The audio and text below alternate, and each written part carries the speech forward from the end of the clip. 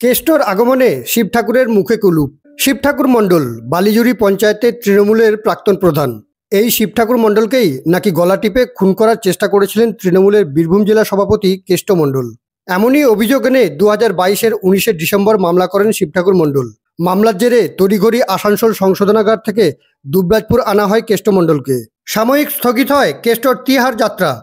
কেষ্টর তিহার যাত্রা আটকাতেই এই পরিকল্পনা বলেছিল বিরোধীরা।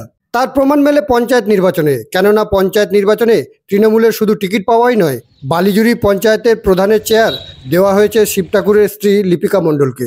বীরভূমের বাঘ তথা কেষ্ট মণ্ডল জামিন পেয়েছেন, ফিরছেন বীরভূমে। স্বভাবতই উচ্ছ্বাস তৃণমূলের কর্মী সমর্থকদের মধ্যে।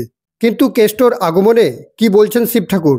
শিব ঠাকুর অবশ্য এ বিষয়ে তেমন কিছু বলতে চাননি, কারণ বালিজুড়ি গ্রাম পঞ্চায়েতের বর্তমান প্রধান শিব ঠাকুরের স্ত্রী লিপিকা মণ্ডল। এই বিষয়ে আমার কিছু বলার নেই। কি বলবো এই বিষয় নিয়ে? এই বিষয়ে তো কোর্টের বিচারাধীন ছিল, তো কোর্ট ওকে বেল দিয়েছে। এখানে আমার কি বলার আছে? আমার এই ব্যাপারে কোনো প্রতিক্রিয়া নাই, আর আমি এই ব্যাপারে আর বেশি কথা বলতে চাইছি না। আমার কিছু মনেও হয় নাই, আর আমার মনে কিছু আসেও নাই। আমার এই ব্যাপার নিয়ে আমি আর কিছু বলছি না।